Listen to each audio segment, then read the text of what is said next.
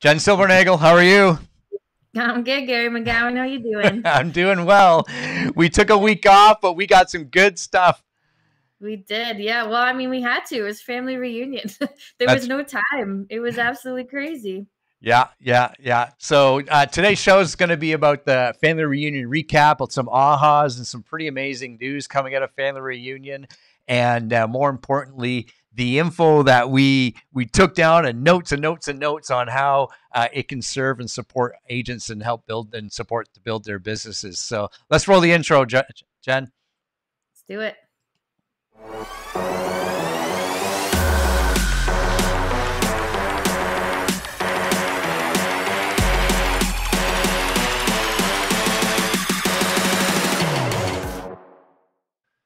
Okay, so family reunion.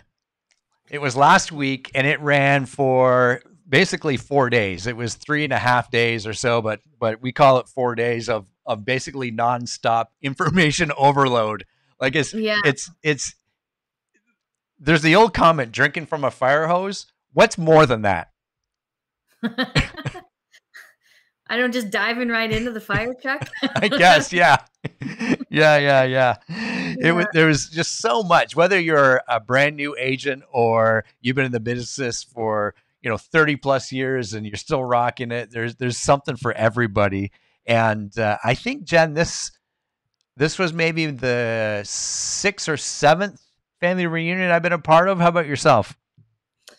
Yeah, I was trying to remember this the other day. I've got to be at 8 or 9, if not 10 at this point. I can't remember, and I've missed a few along the way, but it's been a while. My first family reunion was New Orleans in 2008 or 9, maybe. And it was when Gary Keller was still, teaching Quantum Leap himself. And we were sitting in this auditorium. There was maybe 20 people there. It was this unplugged situation. And I remember being told, if you don't go to anything else, make sure you go to that. And it was totally worth it. It's ingrained in my brain as just a really cool memory. But yeah, it's been a while, and family reunion has changed a lot, obviously, with being virtual this year, completely different, but even over the trajectory of time, it's gotten so much bigger, so much more new content, new speakers, a bigger range of information, and a bigger, options on who you want to listen to and how they present content. So it just keeps getting better, really. Yeah. So we should probably give the people that don't know what we're talking about a little capsule of what we are talking about. So yes, family reunion is the Keller Williams annual agent convention, if you will. It's the staple of what they do every year. And typically we all fly down to a warm city in the States, and we're nice and warm and we have some fun. But more importantly, typically anywhere from 17 to 20,000 agents show up and build with information and connecting with people. And they have some amazing breakout sessions. I've never have met anybody that has gone to a family reunion that didn't get anything out of it. Even if it's just one little nugget that's altered your business, it's well worth the investment and time. Yeah, I mean the challenge with it is it's not the guarantee of how good it's going to be, or that it's going to change your business or your mindset, or even just give you that energy to get back and work hard and show up.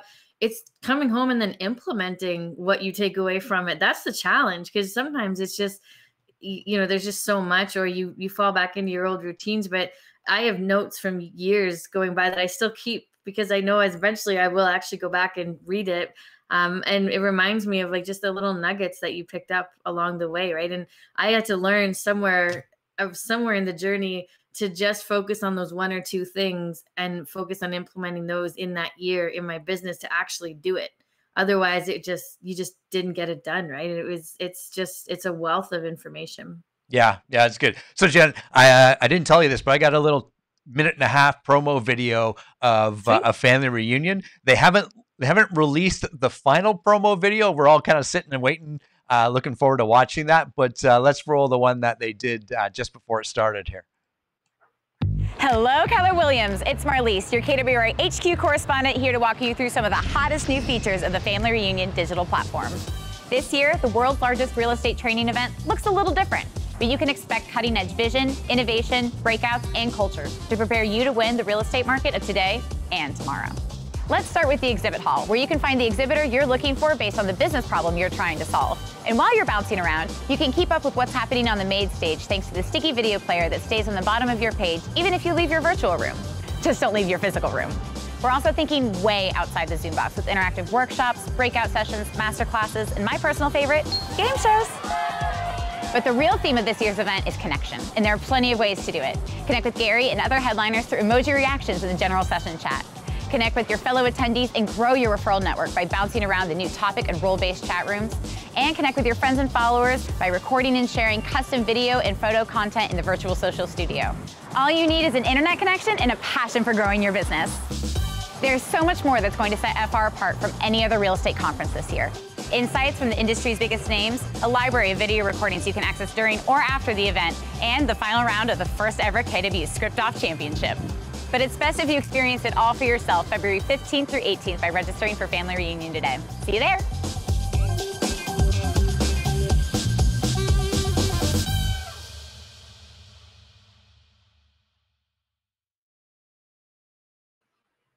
So that was Family Reunion. Yes, it happened last week, but I know a lot of our agents, and I think we had about 60 attendees from our office, Jen. Jump in. You still have access, I believe, until I think it's the second week of April to go and watch all those replays. And trust me, there are some gems in there. And we're going to talk about that now, Jen. I know you jumped in on a bunch of stuff, and so did I. We got lots of notes and different things that we know that can help agents build their business out, or fine tune their business, or create more time. I mean, there was all sorts of stuff. So what jumped out at you? I mean, that's kind of a broad question, but what jumped out at you last week, Jen? Yeah, so I think the place I'm going to start. So I am a huge fan of Jay Papasan. Like, I have been for years. He's one of my secret, because he's kind of low key, but when you hear him talk, he's just such a good presenter, and he's so knowledgeable. I just love hearing him talk. And so, okay, time out. I don't know if it's just him, or I know many women that like Jay Papasan. Is it a thing? Sorry, I'm calling you out. No, it's cool. It's cool. It's not like a physical thing by any means. He's just a great speaker. He is a great speaker. He's a handsome man too. I'll be the first to admit. Yeah, he's got his stuff together. Yeah, sorry, I cut you off. No, that's okay. That's so funny, because usually when I say that, people are like, who? So I think it's hilarious that you said that. Yeah, no, it's more about, I guess, he's just very knowledgeable and very well spoken, and always, has a lot of insight and looking things differently that I like. He usually comes from a different perspective on things. But anyway, going back to where I was started. So I jumped in on a class about it was called Smart Business, Smart Database. And it was Gary Keller and Jay Papasan. And that one stood out to me at a really high level because of where they went with the conversation. And they focused a lot on not just on your database being important for your production, but on the fact that your database is your actual business, that's actually what you own, right? And then how that, if you don't take care of it, if you don't maintain it, and you don't feed it, as we say, that we can't turn it into anything tangible down the road. So without a good database, without one that we know our numbers, we know that it's going to produce a set amount per year, or that our past clients are going to email us in 5 years and say, hey, I'm ready to list, let's talk. We can't sell that business. We can't retire from that business. There's no exit strategy. And it just was a great way to cement the idea that if you're not maintaining your database, you're not running a business. You're not a business owner. Right? You're simply just being transactional and potentially in relationship, just not in high level relationship. And one of the things that they were talking about when they defined what a business was, the key sentence at the end of it was, it has customers. And I loved that, because I was just like, I talk about this a lot in coaching when people are, especially with productivity, when people are first getting their license, because they're like, oh, I have to do my buyer presentation and my listing presentation, and I've got to get this organized and that organized. And I always try and say to them, none of that really matters until you have clients to show it to, because you can have the best presentation in the world, but if you have no one to look at it, why does it matter? It's not important. And I thought there was kind of a great reconnect to that concept of going, your database, your relationships are priority, and everything else follows suit, right? It comes after that. It's value add, as they put it. And I just thought, what a great little moment of clarity around why we talk about our database as much as we do. And there was a whole bunch of other content in that class. One of the other things, this is my other note that I took from it that I wanted to share. I have a bunch more and I'm happy to share them if people want, but it was the concept of cement and then saturate. And so they were talking about, how do you build on your database? So once that name goes in there, what do you do next? What follows that? And the first step is to cement the relationship. So there's a couple of different ways you can cement it. One is, if you tell people, hey, I'm a realtor and this is what I do and I want to work for you, and you cement it that way from a business relationship. Another one could be that you help them buy their first home. So it's this pivotal emotional moment and you're a part of it. If you're a part of that journey, that relationship is cemented. Now it's up to you to maintain it, right? Or helping them through, a time in their life that is challenging or whatever that looks like. And then it's saturate after that. So cement it first, get it locked in, and then saturate by consistent connection. Right. And I thought, yeah, that's why we have 8x8s and 12x12s and all of those touch programs and smart plans and command that we have to allow us to do that effectively. And it was just a great reminder of, when we talk about go back to the basics is your database. Who are you in relationship with, and how does that relationship stand up right now? If you were to call them, right, what would that look like? So yeah, that was my first one. That's a lot there. And I don't know if people caught what you said at the beginning, what was kind of your main aha, but yeah, your business, a great business has customers. Yeah. Like that in itself is like a whole, if your business doesn't have customers, what exactly do you have? Yeah. You've got a supply of product with nobody to buy it. And in this market, we don't even have a supply of product. So you don't have a lot. But yeah, I thought that was such a key point to make, right? If you don't have clients, it doesn't matter what your marketing looks like. It doesn't matter what your deliverables are. It doesn't matter what your value adds are, what your technology is. None of it's relevant if nobody's using it or looking at it. Or coming to you as the expert or the resource that they're connected to, right? Yeah, yeah. And I love, as we're talking here, kind of sharing some of the ahas that we had, feel free to write in the comments, ahas that are coming to mind as we're talking here too. You may not have had the opportunity to take part in Family Reunion, or perhaps the individual breakout sessions that Jen and I did, but certainly drop in the comments what's kind of hitting home for you. Kind of dovetailing into that a little bit, Jen, sort of is one of the sessions that I took part of was Win the Competitive Advantage. And they did a panel of listing agents and a panel of buyer agents. And the listing agents were the top agents in KW, and same for the buyer. Like, we're talking, they would sell thousands and thousands of units every year. And yet, just like everyone else, remember, it's all scalable. They are all struggling with, as you just mentioned, the product listings. Right. And one of the agents, one of the ladies said, we were looking at this and talking about it, and she runs a big team, and it was tough to keep our team motivated and excited. And all of a sudden, they just kind of had the light bulb went off, and she said, what if we just reverse our inventory? And it kind of stopped everybody, right? And we're always listing heavy. And the thought was, we have all of these buyers, a tremendous amount of buyers. Let's reverse our inventory. What do buyers have? Well, majority of buyers have homes, which are listings, right? And now what they're doing is talking much more about the buyers that they have with their colleagues, different agents within the different offices, and sharing what they're looking for, but also what they have. Right. Meaning the listing that they have, that pocket listing. And not every day do you have to take your home to the market to get multiple listing or to get multiple offers and to get the biggest bang for your buck. It's about,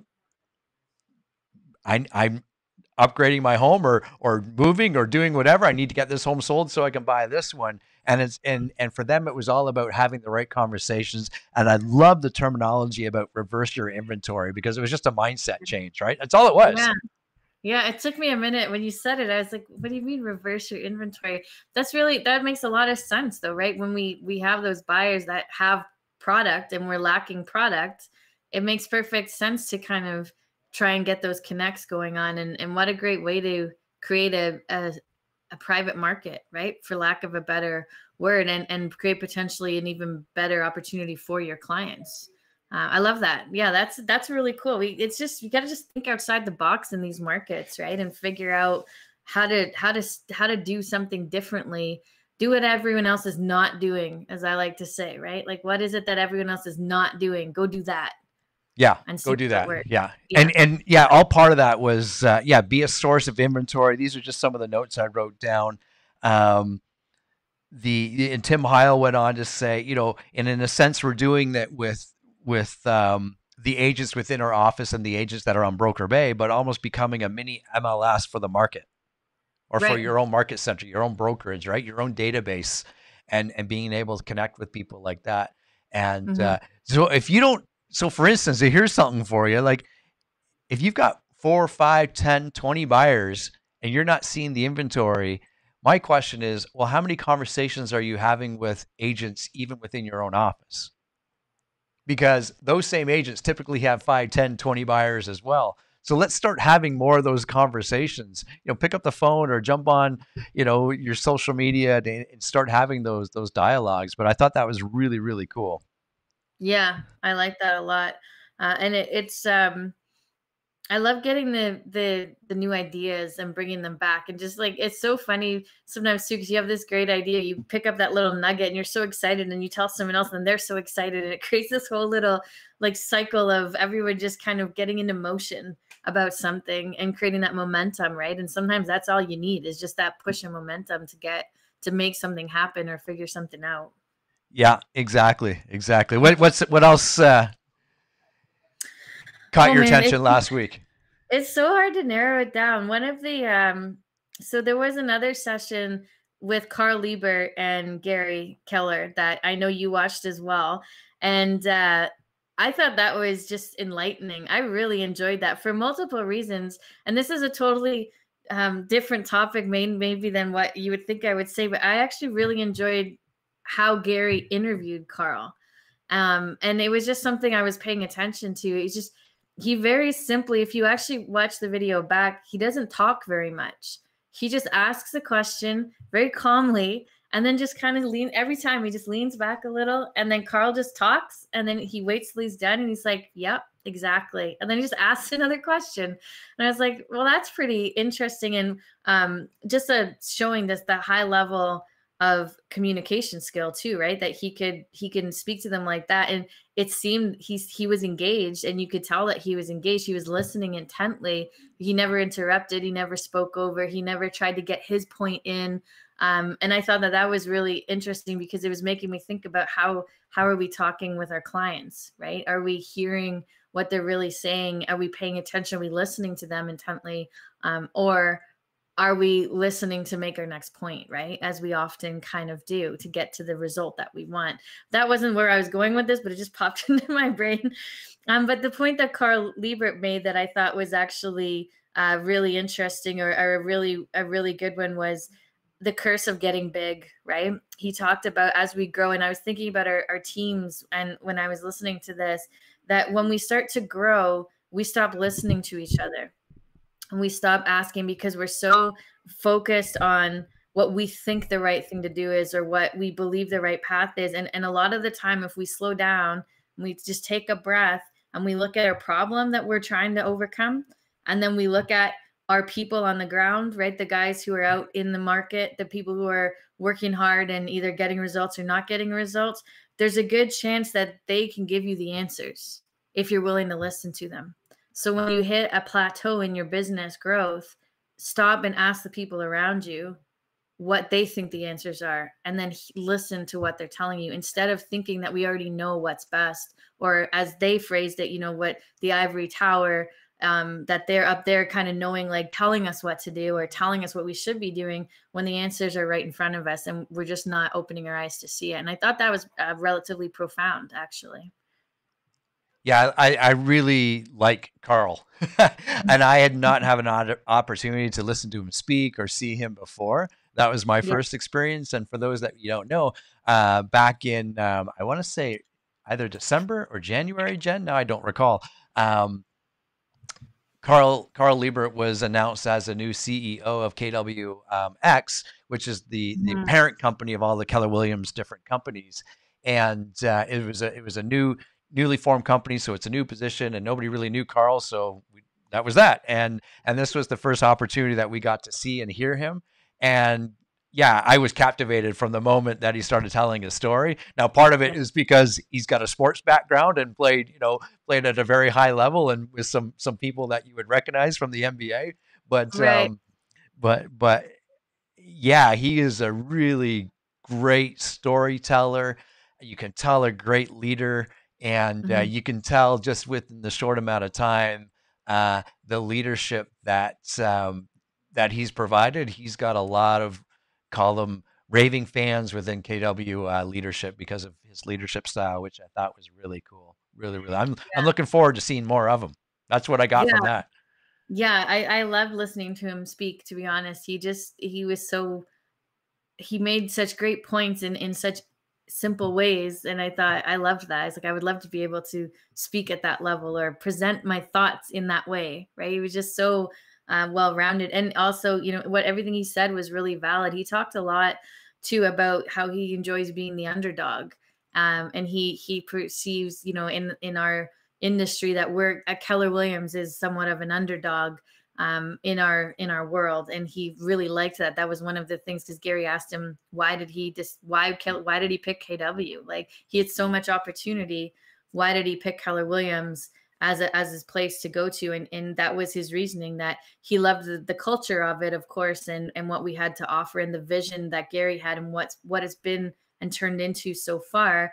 But he also loved the idea of being the underdog because it gave you the ability to come from the position of power and strength without being noticed.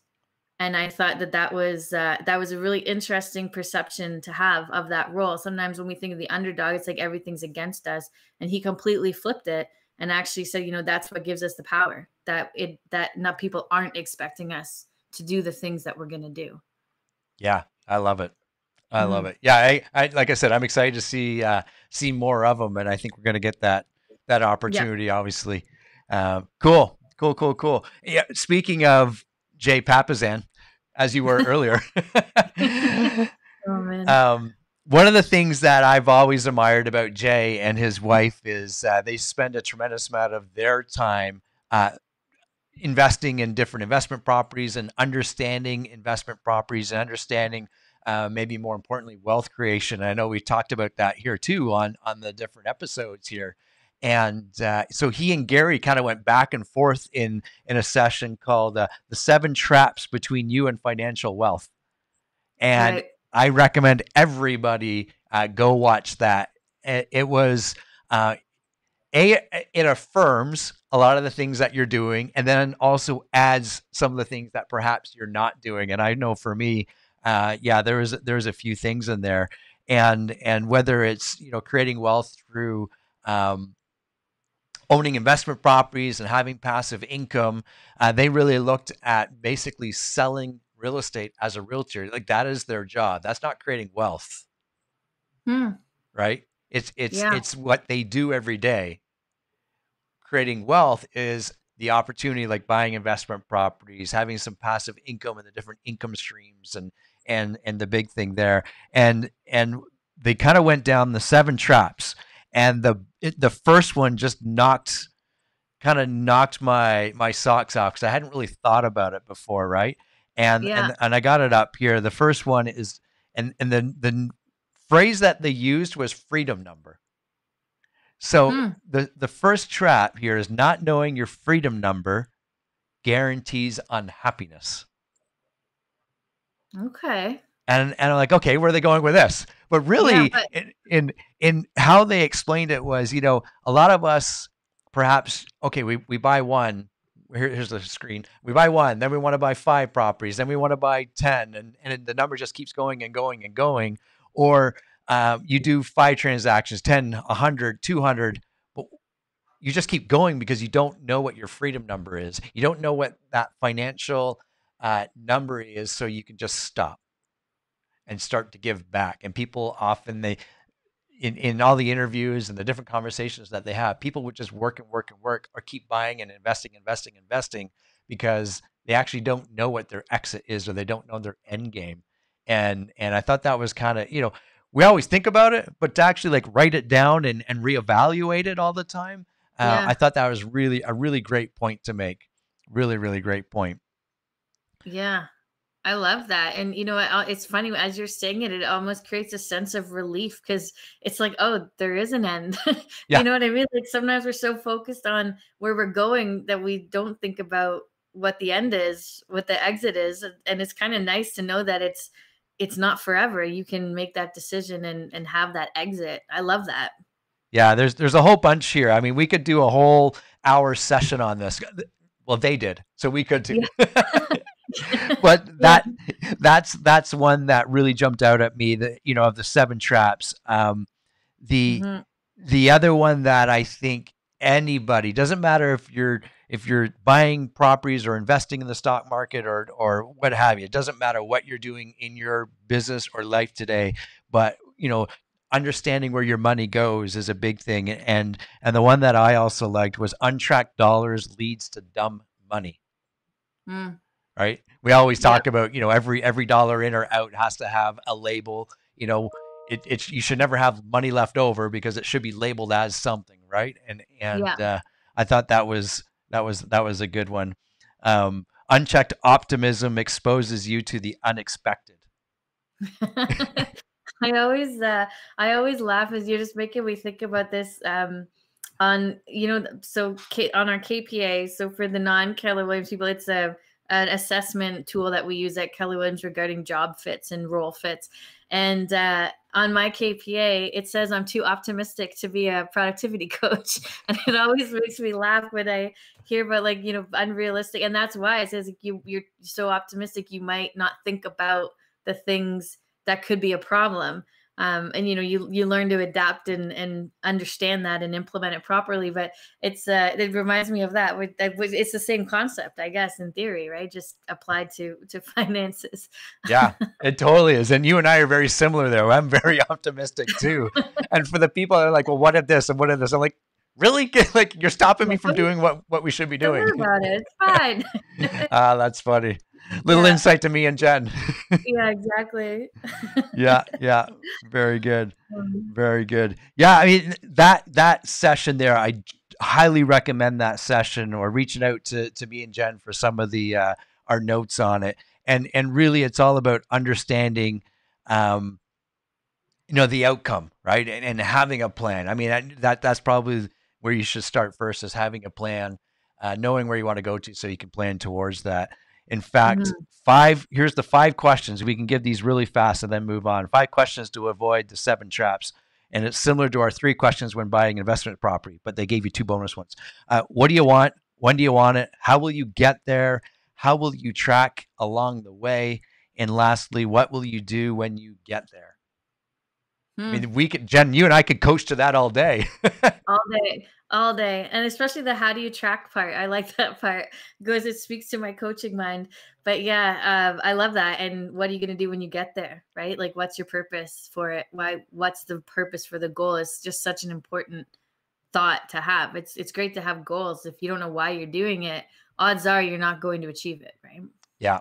Very good. What else you got there, Jen? I got a couple other things here, but what else you got? Yeah, so I'm gonna share with you. This is my big aha takeaway moment from the entire thing. I loved this, and it came from a session with Jason Abrams, which has the longest title that I've ever heard on a class. It's called "Triple Your Business and Love Your Life with a Knockout Value Proposition." Right? Boom. I know, right? Need some horns for that one. And here's the thing with this, the takeaway that I got from it, it's more of it's more of an action task that you can implement into your business right away than it is a thought or a concept. And it was, I didn't even take, I was so excited doing this. I didn't actually take the greatest notes, but I'm going to explain to you what I recall of the conversation.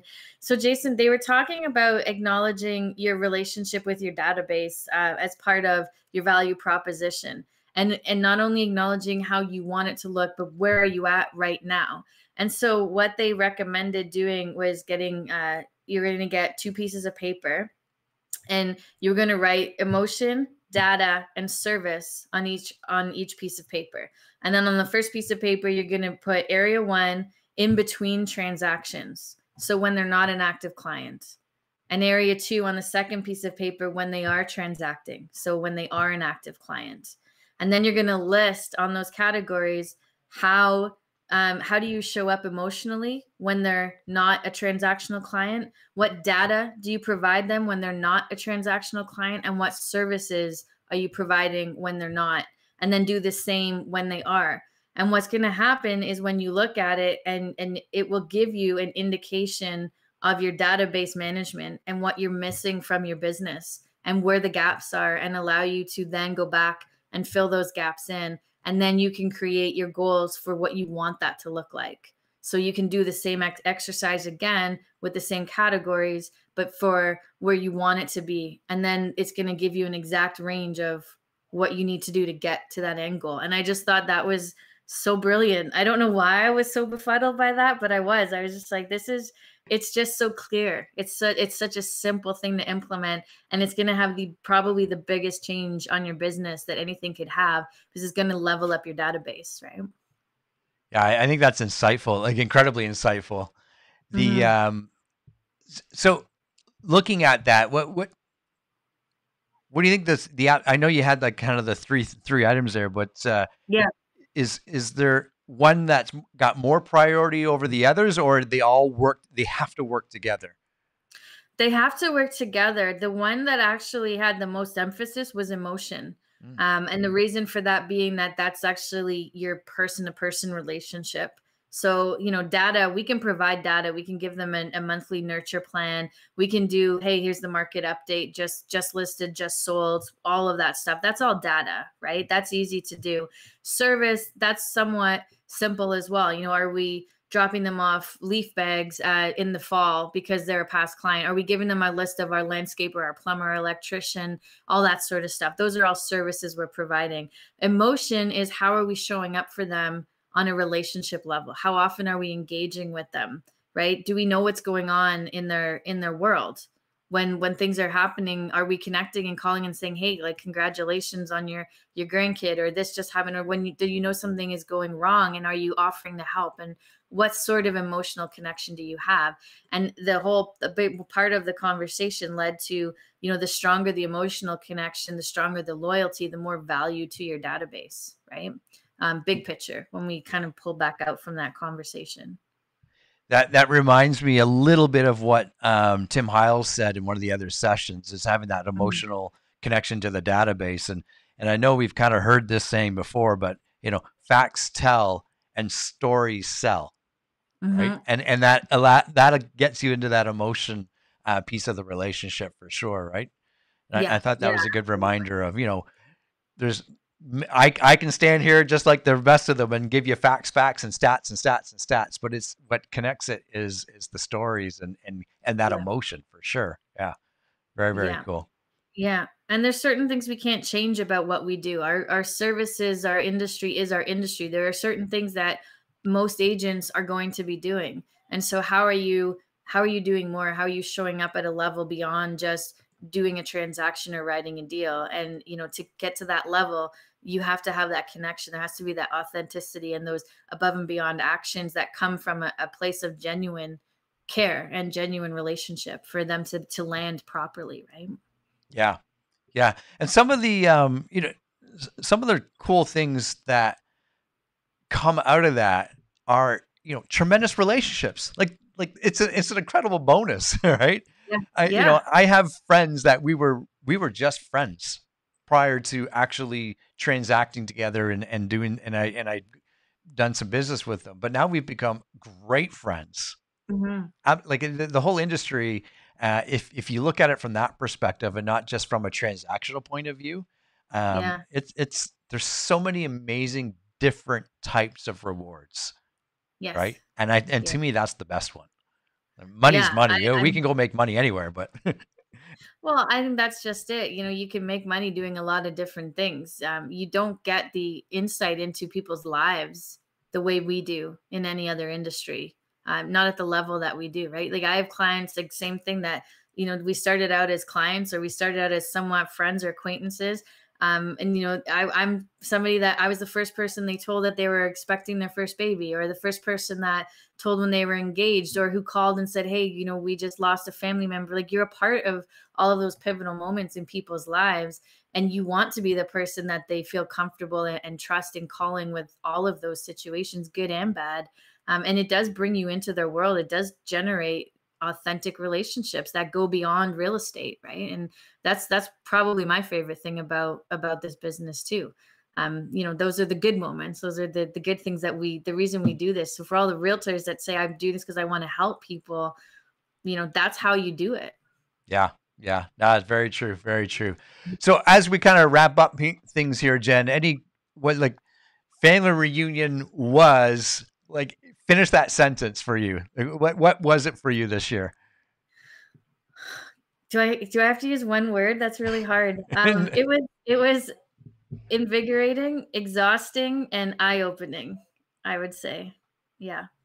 Yeah, I tend to agree. The exhausting piece that comes whether you're in person or online, and you truly Yeah. do get out of it what you put into it. And I know you and I were kind of chatting back and forth on a couple of days, and sometimes the best thing I find is just to go go go go go. The moment that you take a moment to stop, you're done for the day. But yeah, for me is some of the new connections that we were able to make, and of course, you know, even though it was only about a half hour a session, but seeing Carl Liebert and getting to know him that way, and then just having some of those raw conversations with what's going on in the industry, albeit it's not as what's the word I'm looking for? Critical here as it is in the States with the whole Zillow confrontation and so forth. But I think as a Canadian real estate market, we would be naive to say that it's not as critical. We can protect some of those relationships with our clients, most importantly there. And if you're, you know, we don't have to go all into it right now, but if you are curious of what we're talking about, reach out to me or Jen. KW is standing up for the real estate industry and what, you know, protecting the agent and putting the agent first from that perspective, whereas perhaps some other companies are not. And Gary Keller is leading that front and leading it with tremendous amount of passion and insight and a plan, most importantly. So there you have it. Yeah. Yeah. Yeah. It was interesting that way because there was a little bit of that dynamic that got brought in, which I don't remember a time when there's been such a significant outside element that's, you know, applied to our conference to the point that it was discussed at the level that it was. And I think it was important that it was so that we know where we stand and we know where our company stands in supporting us. Right. So there's a lot of fear around that. And I 100% agree with you. It would be naive to think that we're safe because we're in Canada. Very, very much so. Yeah. It might take a little longer, but it'll happen here too. It will occur, right? That's where it's going to go. And the best thing that we can do is protect our database, protect our data, and protect our relationships. If we can do that, then we're going to be okay, right? Yeah, it's interesting. Okay, so we got like another 2 minutes, so we'll get into this just a little bit. Is, you know, I can tell you there's many agents out there that'll say, you know, no one can out Gary me, for instance, or out Jen you, because you own your relationships, right? And I own my relationships. And it was Jason Abrams that said, actually, that's true. However, if we look back to the 50s, 80% of homes that were sold by an agent that you knew. And it was a relationship that you had. Fast forward now, 45 to 50 years, that's down into the 40% of the market now, which means somebody just might pick up the phone and bring in and interview 5 agents before they sell, or they're going to use some other online service. So your relationships mean more now than they ever have. So don't just say, yeah, no one can out relationship me. Trust me. That doesn't matter anymore. So if we keep saying this, Jen, if you're not talking to your database, or as Jason Abrams says, your data bank, somebody else is. Someone else is 100%. And I mean, the amount of times that we've seen that happen with agents where, they get shell shocked because their past client of however many years, there's a for sale sign in their yard, and the agent goes, well, why didn't they call me, and gets offended. And a question that I heard, I don't even remember where, it's been over the last couple of weeks, it could have been family reunion, could have been something else, was, if you were to look back over the relationship that you've had with that person over the last few months, how does it land? Where does it stack up? Was it a good quality relationship, or were you absent? Because if it's been more than a couple of months and you've been absent, that's on you, right? Yeah, that looks like a good spot to end, Jen. I like it. But it's positive. It's positive. So please reach out to Jen or myself. We're happy to share some of our notes and direct you to kind of help curate, if you will, some of the sessions with the family reunion. They are there up until April, and some tremendous amount of resources. So do dig into them. And next week, we'll be back at our regular scheduled time with some of the cool features that we've been launching with. So for Jennifer Silvernagel, I'm Gary McGowan. We'll see everybody. And yes, I should have mentioned, Jen, we have a live podcast now. Much more information on that coming real soon. Yes. Bye, Gary. For now.